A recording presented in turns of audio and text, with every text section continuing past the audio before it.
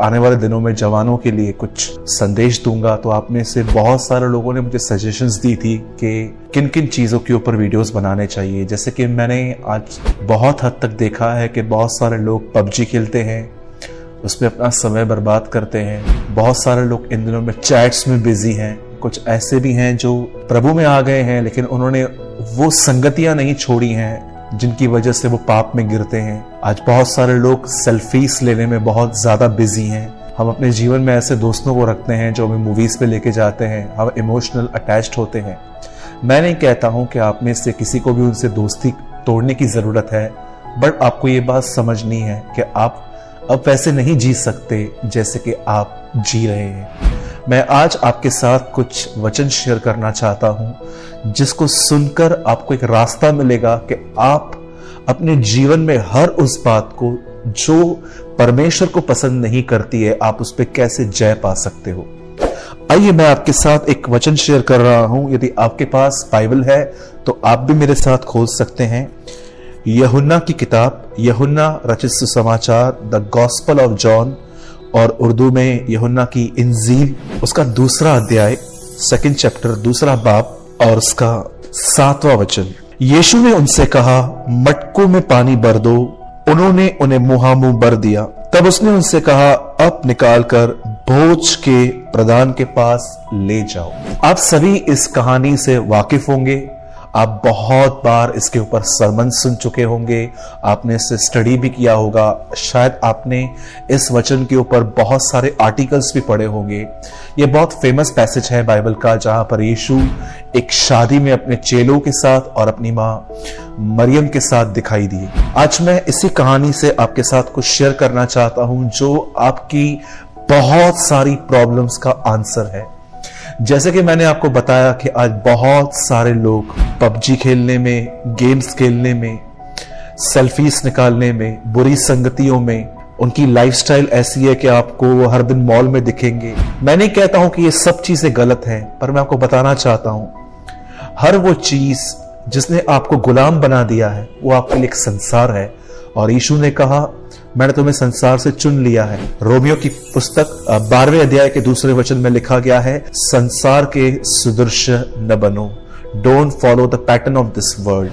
आइए मैं आपको कुछ समझाना चाहता हूं। बाइबल ऐसा बताती है, एक समय था जब यीशु को इस मैरिज में उसको आने का एक न्योता मिला, एक इनविटेशन मिला। जैसे यीशु वहां पर गए, उनकी मां मरियम ने उन्हें कहा कि इस शादी में दाखरस खत्म हो गया है। और जैसे यीशु ने ये बात सुनी, यीशु ने पहली चीज कही, हे महिला, तेरा मुझसे क्या काम। यीशु मसीह 30 साल तक मरियम के साथ रहे थे। उन्होंने अपनी हर जिम्मेदारी निभाई थी।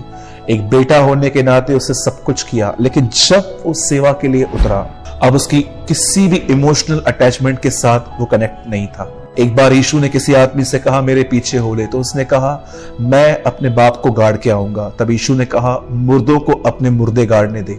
जब आप प्रभु के पीछे चलते हैं तो आपको अपने उन्हीं लोगों के साथ जिनके साथ आप रहते हैं, आपको उनके साथ इमोशनल अटैचमेंट्स नहीं रखनी पड़ेंगी, क्योंकि प्रभु कहां ना कहां जानता है ये चीजें आपको उससे दूर करती हैं। बाइबल बताती है अटैचमेंट को मत रखो, लेकिन बाइबल बताती है कि तुम प्रेम करो। प्रेम और अटैचमेंट में बहुत अंतर है। अटैचमेंट हमेशा आपको एक व्यक्ति को गुलाम बनाने के लिए कहती है, लेकिन प्रेम हर एक को आजाद करता है। बाइबल बताती है, यीशु ने उसे कहा, हे महिला, तेरा मुझसे क्या नाता। और तब यीशु ने उन सेवकों को जो वहां पर थे उनसे कहा, मटकों को पानी से भर दो। वहां पर 6 मटके पड़े हुए थे। आप सभी जानते होंगे परमेश्वर ने मनुष्य को 6वें दिन मट्टी से बनाया था और यहां पर मट्टी के 6 घड़े पड़े थे। यीशु ने उनको कहा, इन्हें मुहामुंह पानी से भर दो। बाइबल बताती है, जब उन्होंने ऐसा किया तब यीशु ने उनको कहा कि अब इसे ले जाकर बोझ के प्रबंधक के पास ले जाओ। और उस व्यक्ति ने दाखरस चखने के बाद कहा कि तुमने इतनी अच्छी दाखरस कैसे रख छोड़ी थी। मेरे भाइयों, मेरी बहनों, आप में से जितने भी जवान इस समय मुझे सुन रहे हैं, मैं आप में से हर एक से एक सवाल पूछना चाहता हूं। वहां पर पानी खत्म हुआ था कि वहां दाखरस खत्म हुआ था? बाइबल बताती है वहां दाखरस समाप्त हुआ था, लेकिन प्रभु यीशु मसीह ने उन लोगों से कहा कि इसे पानी से भर दो। अब आप मुझे बताइए, यदि आप और मैं उस शादी में होते जहां दाखरस खत्म हुआ है, तो हम यीशु को क्या कहते जब वो हमसे कहता पानी भर दो? हम उसे एक ही बात कहते, प्रभु पानी भरने की क्या जरूरत है, यहां पर दाखरस खत्म हुआ है। पर आप जानते हैं, इस पूरी सत्य घटना के अंदर एक चीज बड़ी औसम दिखाई गई है कि उन लोगों ने वही किया जो उनको यीशु ने कहा। और मैं आपको बताना चाहता हूं, जो यीशु कहे उसे करना न केवल एक आज्ञा पालन है, पर एक समर्पण है। आप जानते हैं, जब वो पानी भरते होंगे तो मुझे ऐसा लगता है कि उनके अंदर ख्याल आते होंगे कि पानी नहीं, दाखरस खत्म हुआ है। फिर भी उन्होंने अपनी विजडम को बंद किया, उन्होंने अपनी अंडरस्टैंडिंग बंद की और उन्होंने वो किया जो उनको यीशु ने कहा था। कई बार जब हम किसी गलत रिलेशनशिप में आते हैं या हम मसीह भाई बहन जो हैं, आप सभी जानते हो कि इन दिनों में बहुत सारे लोग इन दिनों में मैस्टरब्यूशन के सिन में फंसे हुए हैं, हस्तमैथुन के पापों में। यीशु ने कहा, यदि तेरा दाहिना हाथ तूने ठोकर खिलाए तो उसे काट के फेंक दे। आप सभी जानते हैं कि यीशु किस बारे में बात कर रहे थे। मैं आपको बताना चाहता हूं, जब हमें सच्चाई मालूम पड़ती है कि ये गलत है, तो हम कई बार इसमें से निकलने की कोशिश करते हैं, हम हार जाते हैं, वापस फंस जाते हैं। पर मैं आपको बताना चाहता हूं, ये काम नहीं करेगा। यीशु ने उन मटकों को भरने के लिए कहा जिन मटकों में दाखरस समाप्त हो चुका था।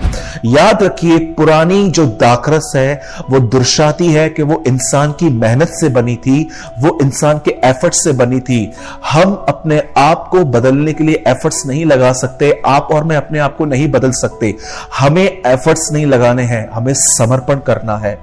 जब पुरानी दाखरस समाप्त हुई, जब पुराने एफर्ट खत्म हो जाएंगे, तब आप प्रभु के सामने आएंगे और आप कहेंगे, प्रभु मैं गलत चैट करना बंद नहीं कर पा रहा हूं। प्रभु मैं पबजी और मोबाइल पे एंड्रॉइड में जो गेम्स आती है, मैं उनमें बहुत समय बर्बाद कर रहा हूं। प्रभु मैं बहुत हद तक अपना समय फेसबुक और व्हाट्सएप और आजकल के एप्स में यूज कर रहा हूं। प्रभु मेरा बहुत समय बर्बाद हो रहा है। आप में से भी बहुत सारे लोग जो मुझे देख रहे हैं, आप भी जानते हैं और मैं भी जानता हूं कि जितने हम पहले भरे हुए थे, हम मसीह की तरफ ध्यान हटाने की वजह से आज बहुत खाली से हो गए हैं। मैं आपको कहना चाहता हूं मेरे भाइयों और बहनों, जब भी आप अपनी कंडीशन इस तरह देख रहे हो कि आप किसी चीज से बाहर आना चाहते हो, तो उससे निकलने का प्रयास न करें, पर परमेश्वर के सामने अपने आप को समर्पण करें। और समर्पण जानते हैं क्या होता है? अगर मैं कहता हूं, प्रभु मैं आज से पाप नहीं करूंगा, मैं कल से पाप नहीं करूंगा। जैसे आप देखिए, साल के पहले दिन 1 जनवरी को बहुत सारे लोग मीटिंग में निर्णय लेते हैं, प्रभु आज नया साल है, आज के बाद मैं ये नहीं करूंगा। लेकिन आप भी जानते हो 2, 3, 4, 5 दिन ये चलता है और उसके बाद हम वापस नीचे गिरते हैं, क्योंकि हम अपनी ताकत से बात कर रहे हैं। याद रखिए, आपको ताकत नहीं लगानी है, आपको समर्पण करना है। आपको परमेश्वर के चरणों में, प्रभु की हुजूरी में, प्रभु की उपस्थिति में जाके, खुदावन की हुजूरी में जाके आपको यह कहना है, प्रभु मुझसे नहीं छूट रहा, आप मेरी मदद करें ताकि मैं यह न करूं। इसे समर्पण कहते हैं। मैं आपसे पूछना चाहता हूं, क्या आप इस तरह करते हैं? यीशु ने उस दाखरस को समाप्त होने का इंतजार किया जो हाथों से बनी थी, लेकिन जब दूसरी दाखरस बनाई गई, मैं आपको बताना चाहता हूं, उसमें इंसान की मेहनत नहीं लाई गई, वो सुपर नेचुरल वे से बनी थी। परमेश्वर आप में से हर व्यक्ति से यही उम्मीद करता है, हम जवानों से, कि हम प्रभु के सामने समर्पण करें। हम ईमानदारी से कहें कि हाँ प्रभु, मैं जानता हूं मैं ये कर रहा हूं और ये आपको पसंद नहीं है। प्रभु मैं चाहकर भी कुछ चीजों को नहीं छोड़ पा रहा हूं क्योंकि इनकी लत मुझे लग गई है, पर प्रभु मैं आपकी ताकत पर बिलीव करता हूं। आपकी ताकत मुझे एक